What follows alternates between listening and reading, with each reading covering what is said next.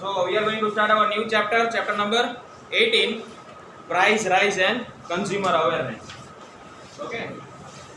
હવે પહેલા ચેપ્ટર સમજતા સ્ટાર્ટ કરતા પહેલા છે ને થોડીક એક વાત કરી લઈ. Price rise and consumer awareness. આ ચેપ્ટરની અંદર જનરલી આપણે ઇકોનોમી વિશે વાત કરશું કે કઈ રીતે ઇકોનોમી ડેવલપ થાય કે ડેવલપિંગ કન્ટ્રીઝમાં ઇકોનોમી જ્યારે રાઇઝ થાય કે પ્રાઇસ રાઇઝ થાય ત્યારે ક્યાં ક્યાં ઇફેક્ટ થાય એમ. બરાબર, પહેલા એ સમજી લઈએ કે પ્રાઇસ રાઇઝ કેવી રીતે થાય અને શેના પ્રાઇસ રાઇઝ થાય. ઓકે, એ બધું પહેલા થોડું બેઝિક સમજી લઈએ, પછી આખો ચેપ્ટર જે છે ને તમને ઇઝીલી સમજાઈ જશે. ઓકે, અને પ્રાઇસ રાઇઝ થાય તો કેટલી કેટલી જગ્યાએ એની અસર થાય. ઓકે, માર્કેટની અંદર ક્યાં ક્યાં અસર થાય એ બધું આપણે સમજશું. હવે પ્રાઇસ રાઇઝ થાય ને તો એના ફાયદા પણ છે અને ડ્રોબેક્સ પણ છે. બરાબર, કેવી રીતે એ આપણે જોશું આગળ. પહેલા સૌથી પહેલા આપણે એક જનરલ વાત કરીએ. બધાએ બેંકનું નામ સાંભળ્યું છે, આ આરબીઆઈ.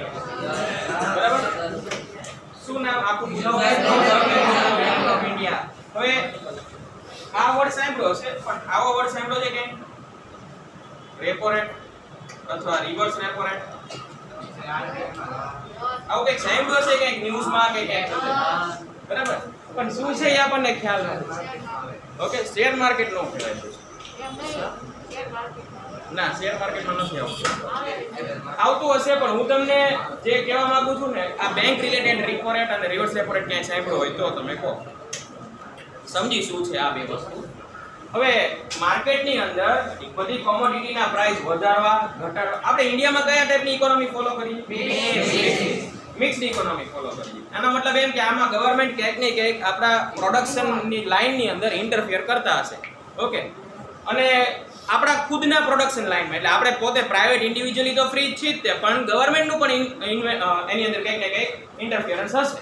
બરાબર, કારણ કે મિક્સ્ડ ઇકોનોમી છે એટલે. તો જ્યારે આપણે સપોઝ કોઈ બિઝનેસ કરવો હોય તો આપણી પાસે પૈસા ન હોય તો શું કરશું? લોન ક્યાંથી મળે આપણને? ઓકે, બેંક પાસેથી જ્યારે બી આપણે લોન લઈએ કોઈ એક અમાઉન્ટની, તો એના ઉપર બેંક આપણને કંઈક ઇન્ટરેસ્ટ લગાડીને પછી લોન આપે. એમ નામ તો આપે નહીં. માની લો કે આપણે 10 લાખની લોન લીધી છે, 10 લાખ ઉપર સમથિંગ જે અત્યારે ઇન્ટરેસ્ટ રેટ ચાલતા હોય એ પ્રમાણે આપણને લોન પ્રોવાઈડ કરે. ઓકે, માની લો કે સપોઝ 9% વ્યાજ દર ચાલે છે, એટલે વાર્ષિક હોય, યરલી હોય. ઓકે, આપણે મેથ્સ નથી કરતા, સમજો. તો 9% અગર ઇન્ટરેસ્ટ રેટ ચાલતો હોય તો યરલી જે છે આપણી પાસે બેંક એટલા 9% જેટલા, એટલે 10 લાખ ઉપર 9% કરો ને એટલે જેટલા પણ થતા હોય એટલા આપણી પાસે વધારે લે. 9 નો થાય 90,000 થાય. બરાબર, 10 લાખ રૂપિયાના 9% કેટલા? 10 લાખ 9 લાખ. તો ધ્યાન નથી તારું અહીંયા, એટલે તે તકલીફ પડે. હા, લખવામાં ધ્યાન છે તારું. ઓકે, તો એ પ્રમાણે આપણી પાસે બેંક જે છે ઇન્ટરેસ્ટ લે છે. ઓકે, હવે ઘણીવાર એવું થાય કે બેંક બધાને લોન પ્રોવાઈડ કરી દે છે તો બેંક પાસે પૈસા ખૂટી રહે. ઓકે, જ્યારે બેંક પાસે પૈસા ખૂટી રહે તો બેંક કોના પાસેથી પૈસા લે? જ્યારે બેંક પાસે પૈસા ખૂટી રહે ત્યારે બેંક આરબીઆઈ પાસેથી પૈસા લે. આરબીઆઈ જેટલા પૈસા છાપવાના છાપી શકે. બરાબર, પણ એ છાપે નહીં. શું કામ એ આપણે જોઈએ. ગવર્નમેન્ટ ફ્રી છે, ગવર્નમેન્ટે શું કામ આવું ન કરું, આવું કરી ન શકે? ગરીબી દૂર કરવી તો શું કરે ગવર્નમેન્ટ? નકર આ પૈસા છાપીને બધાને 2-2 હજારના બંડલ આપી દો, ગરીબી દૂર. બરાબર, આ એક રીત છે જ તે ગરીબી દૂર કરવાની. પણ એવું ના કરાય. એ કરે ને તો શું ઇફેક્ટ થાય ને, આખી માર્કેટ ઉપર આખું દેશ ભાંગી પડે. બરાબર, એને મેન્ટેન રાખવું પડે. શું કામ મેન્ટેન રાખવું પડે હમણાં જોઈએ. ઓકે, સૌથી પહેલા હવે આપણે જ્યાં હતા અહીંયા આવીએ કે બેંકને જ્યારે કોઈ પણ અમાઉન્ટ જોતી હોય મની, તો એ કોની પાસે જશે? આરબીઆઈ. આરબીઆઈ તે બેંકને કઈ મફતમાં લોન ના દે, એ એની પાસે ઇન્ટરેસ્ટ લે. બરાબર, પણ એનું ઇન્ટરેસ્ટ આપણને જે બેંક આપતે ને એટલું બધું ના હોય. એટલે જ્યારે બેંકને સપોઝ લોન જોતી હોય એટલે આરબીઆઈ પાસે જશે, અને આરબીઆઈ ને સપોઝ 4% અત્યારે એમ માની લઈએ કે થોડાક વ્યાજ દર વધારે છે એટલે આરબીઆઈ એને 7% આપે. આરબીઆઈ કોઈ બેંકને 7% ના વ્યાજે લોન આપે. બરાબર, હવે બેંક આપણને કેટલા પર્સન્ટ ને વ્યાજ આપશે? તો બેંક આપણને 7 to 7 નહીં આપે, એને ઉપરથી જ 7% મળી જાય, એટલે સમથિંગ કંઈક વધારે આપશે. આપણે માની લઈએ કે અત્યારે બેંક આપણને જે આરબીઆઈ જે છે એ બેંકને 7% આપે છે અને બેંક કન્ઝ્યુમરને સપોઝ 12% આપે છે. બરાબર, 12%. તો બેંક પણ એનો ગાળો રાખશે ને વચ્ચે, એ પણ કમાશે.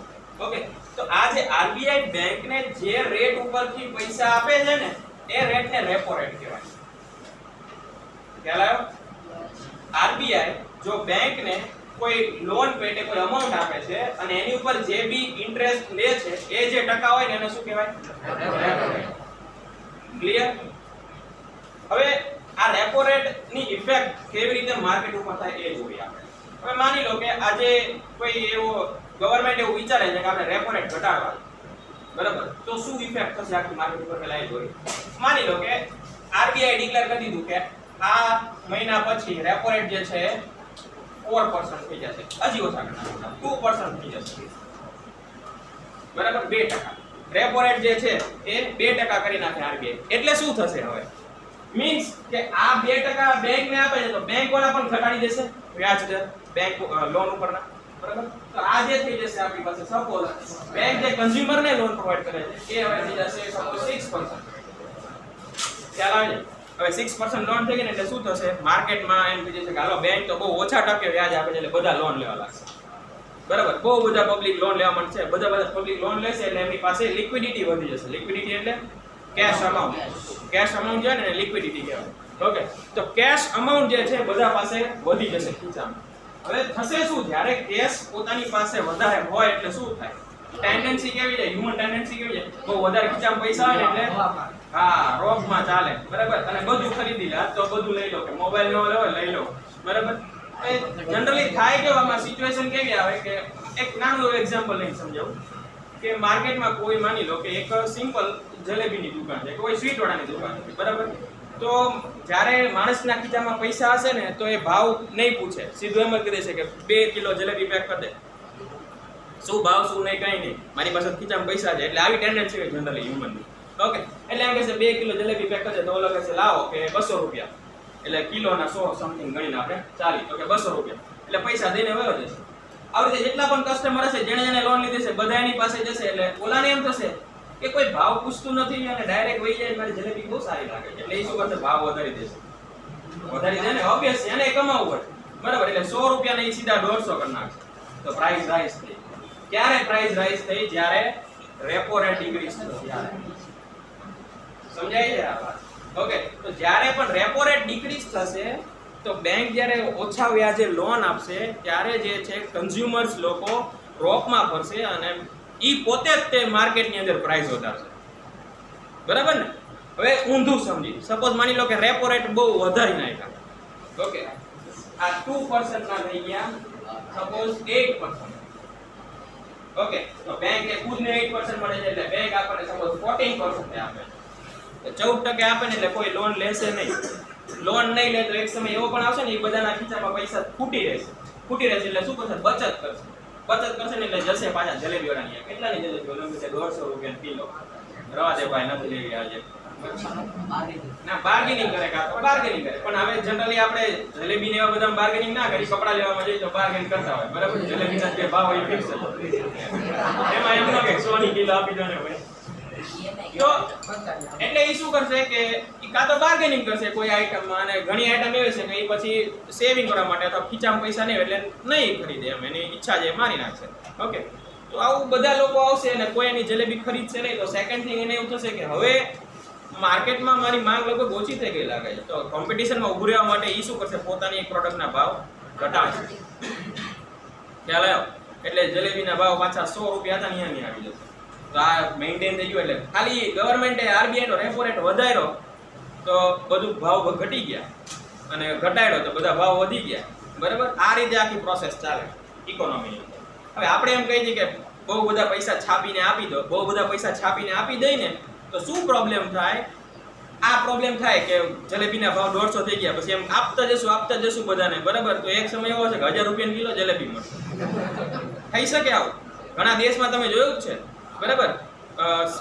હા, એ ઘણા, અફઘાનિસ્તાન નહીં પણ બીજા કોઈ દેશ છે, અરબ કન્ટ્રીઝ છે, મને નામ નથી ખબર, પણ અહીંયા તમે ચા લેવા જાવ તો 20000 એના યુનિટ થાય, જે કરન્સી હોય ને 20000 કેવી કંઈક દેવી, બરાબર. 10000 નો એક નાનો ચાનો કપ આવે. તો આના લીધે આ પ્રાઇસ રાઇઝ આવી રીતે થઈ ગયા હોય, બરાબર. ગવર્નમેન્ટના કોઈ ખોટા ડિસિઝન થી આખું જે માર્કેટ જે છે એ હલી જાય આવી.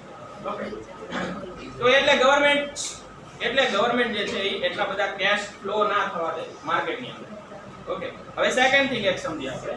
હવે માની લો કે ઓછા ટકે આ વ્યક્તિને જલેબી વાળાને ઓછા અને વધારે માર્જિન મળે છે. આપણે ઓછા ટકાના રેપોરેટની વાત કરી ત્યારે પ્રાઇસ રાઇઝ થઈ ગઈ. પ્રાઇસ રાઇઝ નો બીજો એડવાન્ટેજ શું થશે એ જોઈએ.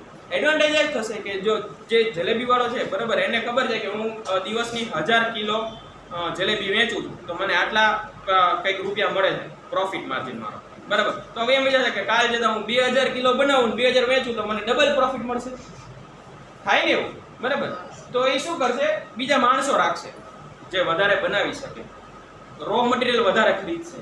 તો હવે રો મટીરિયલ વધારે ખરીદે છે જલેબી બનાવવા માટે, જે બી એમાં જોઈએ તેલ ને આન તેલ બધું જે જોઈએ, બરાબર, તો એ બધું વધારે ખરીદશે. તો હવે ઓલા રો મટીરિયલ વાળાને એમ થશે કે મારું તો રો મટીરિયલ બહુ ચાલે છે એટલે હું ભાવ વધારી દઉં, એટલે એ પણ ભાવ વધારશે, બરાબર.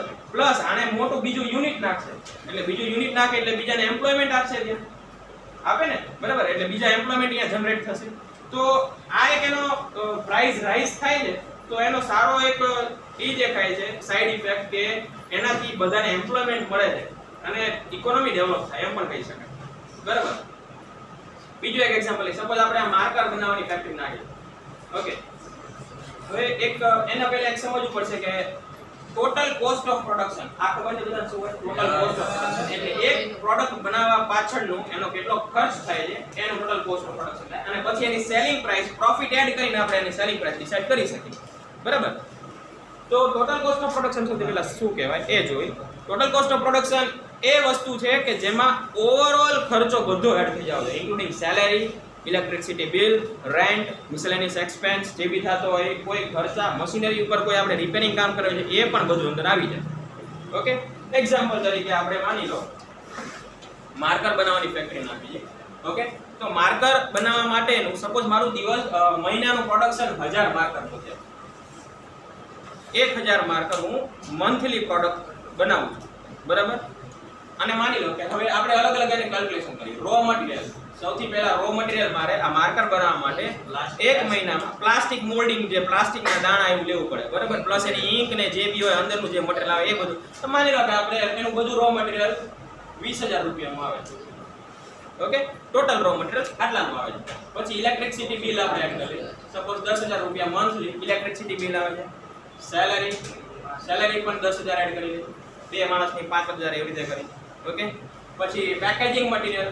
ઓકે, તો પેકેજિંગ મટીરીયલ જે છે એનું 5000 ગણી લે, અને ટ્રાન્સપોર્ટ નું સમથિંગ ગણી લો 5000.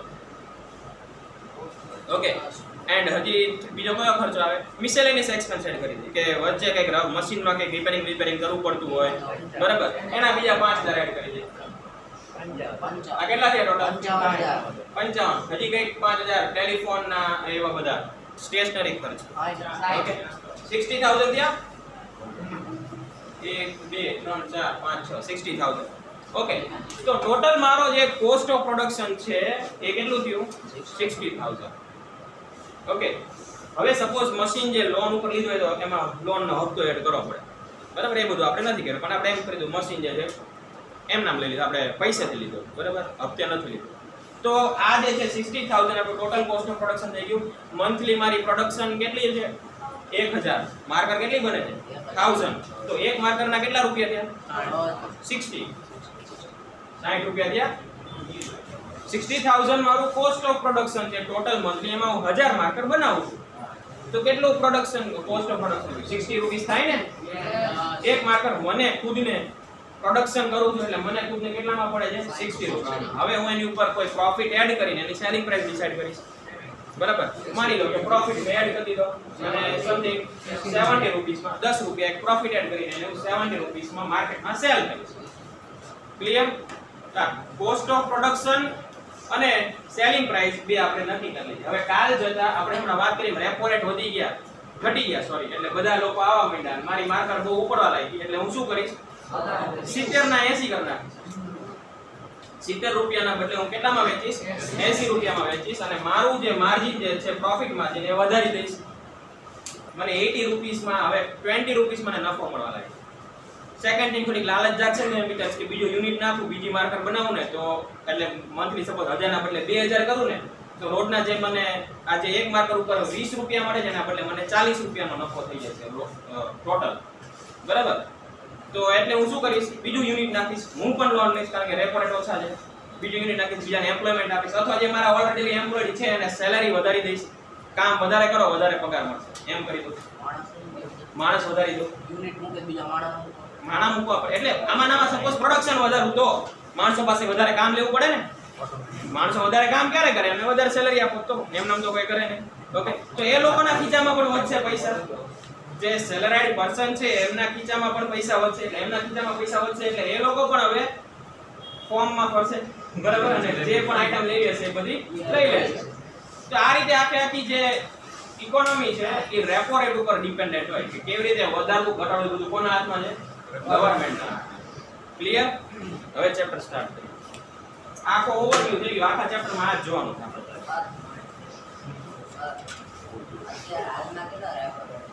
4% ની આજુબાજુ હશે. સર્ચ કરી લો, તો ચેન્જ થતો રહેતો. હા, હજી એક વાત રહી ગઈ આપણે, રિવર્સ રેપો રેટ વાળી. હવે આપણે માની લો કે અત્યારે 4% રેપો રેટ ચાલી રહ્યો છે. ઓકે, હવે આપણે દિવાળીના વેકેશન આવશે તો એમાં બેંક જે છે સપોઝ 4 કે 5 દિવસની રજા આવતી હોય બેંક. આ બેંકની હોલિડેઝ અગાઉથી ફિક્સ હોય. એ શું કામ ફિક્સ હોય ને હમણાં આપણે જોઈએ. એ શું કામ ફિક્સ હોય? કારણ કે બેંક પાસે તો બહુ બધા અમાઉન્ટમાં રૂપીસ પડેલા હોય, બરાબર. હવે બેંક જ્યારે માની લો કે 5 દિવસની રજા આવે તો બેંક તો બંધ હશે, એટલે કોઈ કાર્ય થતા નહીં, બરાબર. લેતી દેતી બંધ હોય બધી પૈસાની. તો જ્યારે બેંક પાસે 5 દિવસની રજા છે એની પાસે જે અમાઉન્ટ પડેલી છે એ તો નકામી ને, એ ક્યાંય જશે ને ક્યાંય આવશે નહીં. તો બેંક કેવું વિચારે કે આ જે પૈસા પડ્યા છે એને હું સપોઝ આરબીઆઈ ને પાછા આપી દઉં 5 દિવસ માટે, તો જે મને વ્યાજ મળે એ વધારાનું, બરાબર. એટલે હવે બેંક સપોઝ માની લો કે 5 દિવસની રજા છે એટલે બેંક જે છે એને આરબીઆઈ ને કહેશે કે મારી પાસે આટલા કરોડ પડ્યા છે 5 દિવસ માટે જોતા છે, બોલો. એટલે આરબીઆઈ કે મારે કઈ જરૂર નથી, મારે કોઈને દેવાના નથી, બરાબર. પણ છતાંય મારે ઇકોનોમી ચલાવવાની છે, એટલે ગવર્નમેન્ટ કે છતાંય મારે ઇકોનોમી ચલાવવાની, માર્કેટ ચલાવવાની, એટલે મારે તને કંઈક રિટર્ન દેવું પડે. એટલે આરબીઆઈ ડિસાઈડ કરે કે હું લઈ લઉં તારા રૂપિયા 5 દિવસ માટે, પણ 1% વ્યાજે લઈશ. એ તો ઓબ્વિયસ છે ને, રેપો રેટ જે હોય એનાથી વધારે ઓછા વ્યાજે જ લે ને, કારણ કે એને ભરવાનું છે, આ એને મળતું નથી. એટલે એ ડિસાઈડ કરે કે હું 1% આવે. તો બેંક કે વાંધો નહીં, 5 દિવસમાં કંઈ નહીં આવે, એને પડ્યા તો આમથી કંઈ નહીં મળે, એના કરતાં 1% તો મળે છે ને. અને અમાઉન્ટ નાની ન હોય, બહુ મોટી અમાઉન્ટ હોય, બરાબર. 1000 કરોડમાં હોય કંઈક સમથિંગ. ઓકે, તો મોટી અમાઉન્ટનો 1% રીતે ઘણો મોટો થઈ જાય. એટલે બેંક એવું વિચારે કે ઓકે વાંધો નહીં, 5 દિવસ માટે જે આપણે આરબીઆઈ ને આપી દઈએ એ પૈસા એની ઉપર આપી દે અને 5 દિવસ માટે પછી પાછા લઈ લેવાના અને 1% વ્યાજ લઈ લેવાનું, બરાબર. તો આ જે બેંક પાછી જે આરબીઆઈ ને આપે આવા કોઈ સિચ્યુએશનમાં આ રેટને શું કહેવાય? Reverse repo rate. સમજાણો? રેપો રેટ મીન્સ જ્યારે આરબીઆઈ બેંક ને આપે કોઈ રેટ ઉપર દી રેપો રેટ અને રિવર્સ રેપો રેટ એટલે જ્યારે બેંક આરબીઆઈ ને પાછા પૈસા આપે. એટલે ઓબ્વિયસ છે કે જનરલી કે રિવર્સ રેપો રેટ જે હંમેશા રેપો રેટ કરતા કેવો હોય? ઓછો જ હોય. ઓકે, તો આ થઈ ગયું રિવર્સ રેપો રેટ.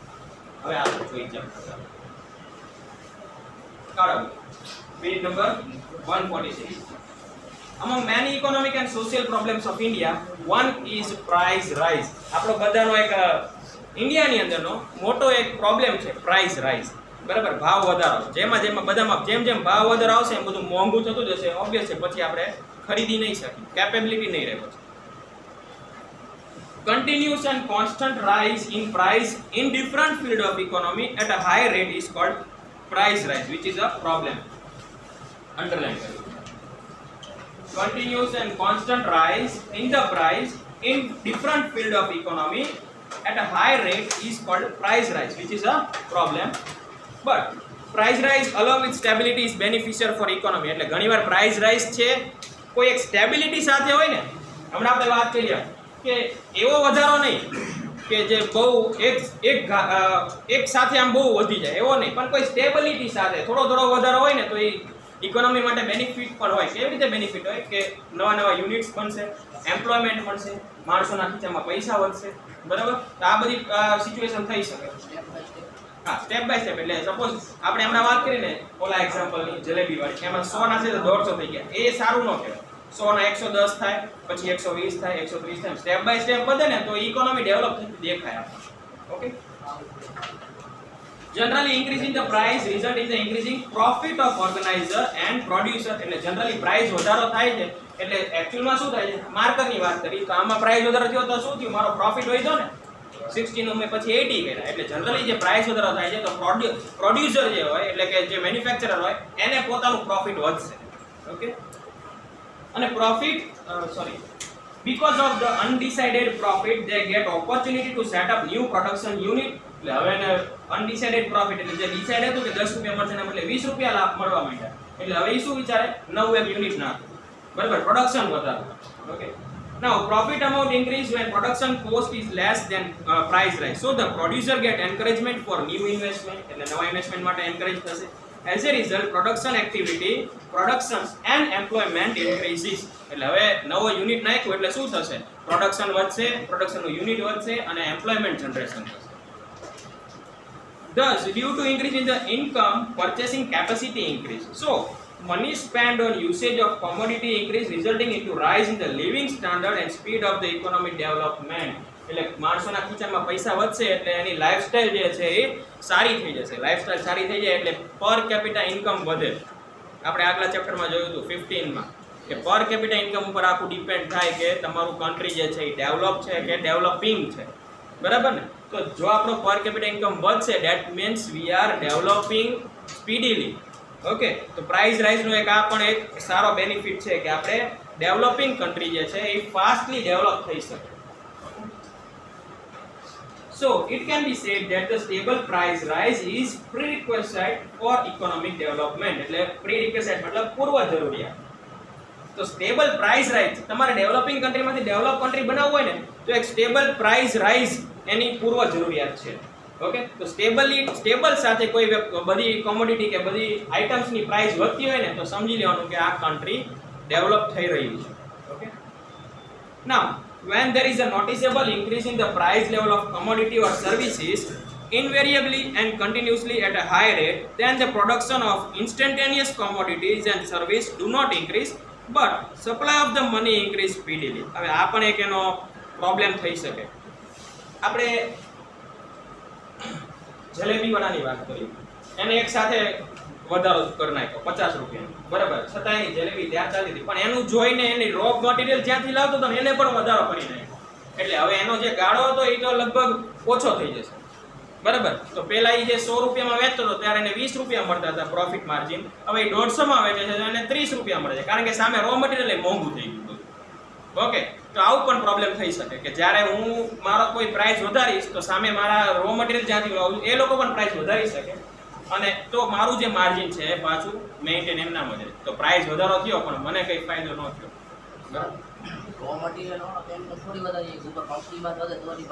ના ના, એવું નથી, એવું કંપનીમાંથી વધે એવું જરૂર નથી. ગમે ત્યારે ગમે એના ભાવ વધી શકે, બરાબર. રો મટીરિયલમાં તો જલેબીની વાત કરીએ, એમાં રો મટીરિયલના તેલની ભાવ ઉપરથી ફિક્સ થાય પણ બીજી કોઈ પ્રોડક્ટ્સ હોય, સપોઝ માની લો કે કોઈ આ માર્કર બનાવી તો એમાં તો જે ઓલા આપણે પ્લાસ્ટિકના દાણા લાવી એવડો એમ કહી શકે આપણને કે આજે 10 રૂપિયા, કાં તો ટ્રાન્સપોર્ટ વાળો એમ કહે કે હવે ડીઝલ મોંઘું થઈ ગયું એટલે ટ્રાન્સપોર્ટમાં ભાવ વધી જશે તો અહીંયા આપણને ખર્ચો વધી જાય, બરાબર. ઇલેક્ટ્રિસિટીમાં યુનિટના ભાવ ઉપર વધી જાય તો એ પણ આપણને ખર્ચો વધી જાય. ઓકે, તો સેકન્ડ થિંગ આપણે મશીનમાં કંઈ રિપેરિંગ કરવા માટે આપણી કોઈ મોટર બગડી ગઈ મશીનની તો એ આપણે ખરીદવા જઈશું તો એમાં પણ ભાવ વધી ગયા હોય. આમ કરતાં કરતાં આપણું જે પ્રોફિટ માર્જિન છે એ પાછું હતું અહીંયા પહોંચી જાય, બરાબર. ના, આરબીઆઈ તો ન આપે પૈસા, બેંકને જ આપે.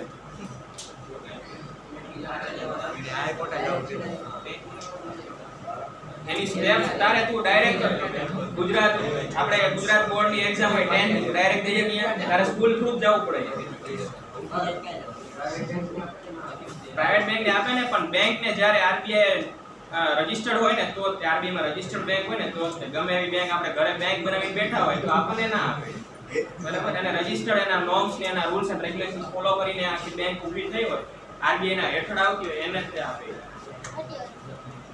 Thus excessive amount of money is used on comparatively less commodity. This kind of price rise condition is called inflationary situation. Inflationary એટલે ફુગાવો, બરાબર. હવે થઈ શકે ને એવું. હવે કેવું થશે જ્યારે ખીચામાં પૈસા વધી જશે ને એટલે બધા છે ને બધી કેવી કોમોડિટી ખરીદશે કે કેવી આઈટમ ખરીદશે, લક્ઝરિયસ આઈટમ, બરાબર. એટલે લક્ઝરિયસ આઈટમ ખરીદશે તો એવું પણ બને કે માર્કેટની અંદર પ્રોડક્શન એનું વધી જાય લક્ઝરિયસ આઈટમ અને જે રિક્વાયર્ડ કોમોડિટી છે યુઝ્યુઅલ કોમોડિટી એ બધાનું પ્રોડક્શન ઘટી જાય, તો સેકન્ડ થિંગ આ પણ પ્રોબ્લેમ આવી શકે, બરાબર. ખાવા પીવા માટે પછી કઈ નહીં રહે, ખાલી ઘડિયાળ ને મોબાઈલ ને એવું બધું પહેરી શકે, પણ ખાવા પીવા માટે કઈ ન હોય તો કામનું નહીં ને કાંઈ. ઓકે, તો ફુગાવો એક રીતે આ રીતે થઈ શકે. Okay, now high disturbance in prices, expenditure, income and calculation of price of production, equipment and their allocation generate serious disparity in economic by creating chaos in the money supply. Disparity મતલબ અસમાનતા, બરાબર.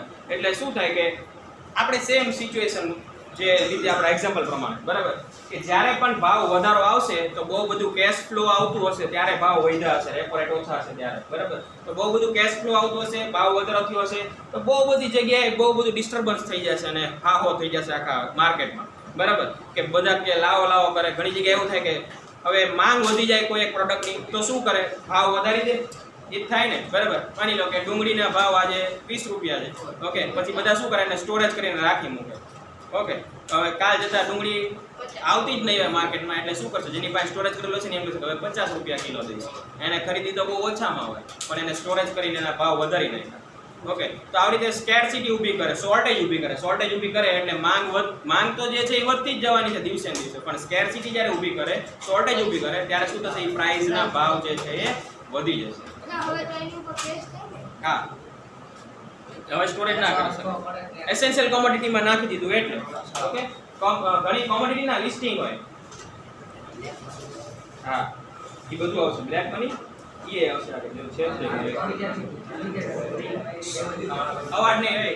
In such condition, price rise act as a hindrance in the development of a economy. તો આવી બધી condition આવે ને ત્યારે price rise છે ને એક બ્લોકેજ કરે ડેવલપ કરવા માટે કન્ટ્રી. ઓકે,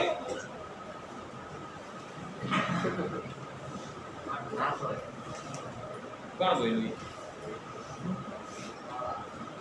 તું જ બોલ્યો. તારો અવાજ હું ઓળખું, ઉભો થઈ જાય. પેલા ઉભો થઈ જાય, બે ઉભા થઈ જવાનો. સારું, ઉભા થઈ જાવ.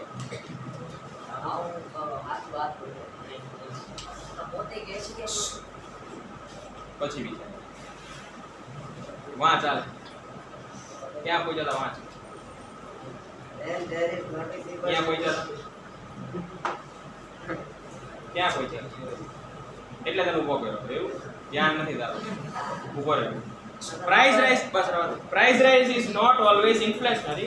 Many times, in spite of decrease in inflation rate in economy, price of a basic commodity or service used by the common people increase, while the price in the other sector shows stable or decreased behavior. એટલે ઘણીવાર એવું થાય છે કે basic કોમોડિટીના price ખાલી વધ્યા હોય, પણ બાકી બધાના પ્રાઇસ જે છે એ સ્ટેબલ રહે. એટલે એવું કંઈ જરૂરી નથી કે જ્યારે રેપો રેટ ઘટે ત્યારે બધા આઇટમના પ્રાઇસ એક સાથે વધે, બરાબર. તો ઘણી કોમોડિટીના પ્રાઇસ જે છે એ ત્યાં સ્ટેબલ રહેતા હોય અને ઘણામાં વધારો પણ જોવા મળશે આપણને. Okay, now reason of the price rise. આ બધા એના રીઝન્સ છે કે પ્રાઇસ રાઇઝ શું કામ થાય કોઈ પણ ઇકોનોમીની અંદર કે કોઈ પણ કન્ટ્રીની અંદર. Mainly two factors are responsible for the price rise. બે મેઇન ફેક્ટર છે. કયા કયા? તો due to lack of instantaneous increase in the production and supply of commodities and service in the economy. એટલે પ્રોડક્શનમાં વધારો ના થાય ને, માંગ તો રોજ રોજ વધવાની છે, તો પ્રોડક્શનમાં વધારો ન થાય તો શોર્ટેજ ઊભી થાય. શોર્ટેજ ઊભી થાય ને તો પ્રાઇસ વધી શકે, બરાબર ને. અને સેકન્ડ થિંગ શું કહેવા માંગે છે કે due to sharp increase in the total demand of country as compared to the supply. એક સાથે બહુ માંગ વધી જાય તો એને પ્રાઇસ રાઇઝ કરી શકે. એક્ઝામ્પલ તરીકે સપોઝ આપણે ઘણીવાર વચમાં એક કિસ્સો થયો હતો. આપણે તમે મીડિયા સોશિયલ મીડિયા વાપરતા હોય તો તમને ખ્યાલ હશે, બાબા કા ઢાબા વાળું આવ્યું હતું, ખબર છે? દિલ્હીનું હતું, બરાબર. હવે બાબા કા ઢાબાની એક નાનકડી એની કેબિન હતી પોતાની, એટલે એ અહીંયા ઓલું જમાડતો, બરાબર, શાક રોટલી ને એવું બધું જમાડતો. તો એક વ્યક્તિએ કોઈ એનો વિડીયો ઉતારીને કીધું કે આ જગ્યાએ તમે આવો, જમો, બહુ સારી એવી ક્વોલિટી મેન્ટેન રાખે છે. તો બધાએ વિડીયો જોઈને એની એકદમ માંગ વધી ગઈ, બહુ બધા આવવા માંડ્યા ત્યાં, બરાબર. પણ એ બાબા જે હતા એ તો એટલું બધું પ્રોવાઈડ ન કરી શકે, સપ્લાય ના કરી શકે, એટલે અહીંયા અછત ઊભી થઈ, બરાબર. કે હવે માની લો કે 1000 લોકો લાઈનમાં ઊભો હોય અને મારી પાસે મટીરિયલ હોય એનાથી 100 લોકોને પૂરું પડતું હોય, બરાબર. તો ઓબ્વિયસ છે કે હું શું કરીશ, બીજા દિવસે મને ખબર પડશે કે હવે 1000 જણા આવે છે એટલે મારી જે થાળી 50 રૂપિયામાં દેતા હતા એને બદલે બાબા શું કરી 70 રૂપિયામાં આવશે. આવું થાય ને, એટલે પ્રાઇસ રાઇઝ થઈ. શું કામ પ્રાઇસ રાઇઝ થઈ? કારણ કે સપ્લાય એક સાથે વધી ગઈ, ડિમાન્ડ એક સાથે વધી ગઈ, સોરી સપ્લાય ને ડિમાન્ડ એક સાથે વધી ગઈ, પણ સપ્લાય જે છે એ સ્ટેબલ છે, એમાં એટલો બધો વધારો જોવા નથી મળતો, એટલે શોર્ટેજ ઊભી થઈ, અને શોર્ટેજ ઊભી થઈ એટલે શું થયું, પ્રાઇસ વધી ગયા. ઓકે, તો આ બે મેઇન એક રીઝન છે કે શું કામ પ્રાઇસ કોઈ ઇકોનોમીની અંદર વધારે જોવા મળે છે. Following reason are responsible for it. હવે આ બે જે રીઝન છે એના પાછળ કયા કયા કારણ છે કે આ બધાના લીધે આ બધું પ્રાઇસ રાઇઝ થાય છે. ઓકે, પહેલું છે increase in the monetary supply. એ આપણે અહીંયા સમજાય. Increase in the monetary supply, જ્યારે લિક્વિડિટી કેશ ફ્લો વધી જશે ને માર્કેટમાં, ત્યારે બધા આઇટમના પ્રાઇસ વધતા જશે, કારણ કે પછી કોઈ ભાવ પૂછશે નહીં, જે એટલા ભાવ હોય ને એટલા ભાવે લઈ લેશે, કારણ કે ખીચામાં પૈસા છે એટલે. બરાબર, તો let S see what is increase in the monetary supply. Supply of money in economy increase in three ways: by filling deficit replacement, that is by generating new money. ત્રણ રીતે સપ્લાય વધી શકે. એક તો ગવર્નમેન્ટ નવા money generate કરે, છાપે. બરાબર, government વધારે ને વધારે પૈસા છાપે ને તો કેશ ફ્લો વધી શકે. ગવર્નમેન્ટ બહુ બધા પૈસા છાપશે તો કરશે શું, રાખીને શું કરશે, આરબીઆઈ ને કહેશે કે ઓછા વ્યાજ દરે બધાને દેવા માંડો. આપણી પાસે બહુ બધા પડ્યા. ગવર્નમેન્ટ આરબીઆઈ બે એક જ થયું, આરબીઆઈ એટલે ગવર્નમેન્ટ જ હેન્ડલ કરે છે, રેપો રેટ ને બધું ઈ ફિક્સ કરે. બરાબર, તો ગવર્નમેન્ટ આરબીઆઈ જે છે એ ગવર્નમેન્ટની એક બોલી જેમ સમજો ને ડિપાર્ટમેન્ટ. તો ગવર્નમેન્ટ શું કરે, બહુ બધા પૈસા છાપે તો માર્કેટની અંદર કેશ ફ્લો વધી શકે. ઓકે, સેકન્ડ થિંગ શું કહેવા માંગે છે, increase in the circulation of money, that is increase in the transaction of money in the market. જ્યારે મનીનું ટ્રાન્ઝેક્શન વધી જાય માર્કેટની અંદર તો પ્રાઇસ રાઇઝ થઈ શકે. કેવી રીતે, તો બહુ બધા પાસે પૈસા ખીચામાં આવશે એટલે બધા જે બી વસ્તુઓ છે લેવા મળશે, એટલે માર્કેટની અંદર સર્ક્યુલેશન થશે મનીનું. બરાબર, સર્ક્યુલેશન થશે એટલે આપણે હમણાં વાત કરીએ એમ કે ઓલા એમ જોશે કે કોઈ હવે ભાવ પૂછતું જ નથી. બરાબર, એટલે શું કરશે, ભાવ વધારી દેશે. ઓકે, અને સેકન્ડ છે to decrease the rate of interest on debt. આ જે રેટ ઓફ ઇન્ટરેસ્ટ એટલે દેણા ઉપરનું જે વ્યાજ દર જે છે એ જ્યારે ઘટી જશે તો માર્કેટની અંદર મની જે છે એ વધારે ફ્લો થવા લાગશે. ઓકે, ઓબ્વિયસ છે ને, ઓછા પર્સન્ટ આપણને પૈસા મળતા હોય તો બધા લઈ લેશે, અને લઈને પછી ગમે ત્યાં ખર્ચ કરવા મળશે. ઓકે, મોબાઈલ લઈ લેશે, ઘડિયાળ લઈ લેશે. બરાબર, જે બી વસ્તુ જે લેવી અને લેવા મળશે, એટલે માર્કેટની અંદર કેશ ફ્લો વધી જશે. અને જ્યારે કેશ ફ્લો માર્કેટમાં વધશે ત્યારે શું થશે, ખાલી પ્રાઇસ રાઇઝ થશે. બરાબર, પ્રાઇસ રાઇઝ ફરજિયાત થાય જ, આપણને ખબર, કારણ કે બધાને પ્રોફિટ કમાવો જોઈએ, એટલે બધા જે છે એમની જે પ્રોડક્ટ હશે એના ભાવ વધારવા લાગશે. ઓકે, ક્લિયર અહીંયા સુધી બધાને? Further will continue in next lecture.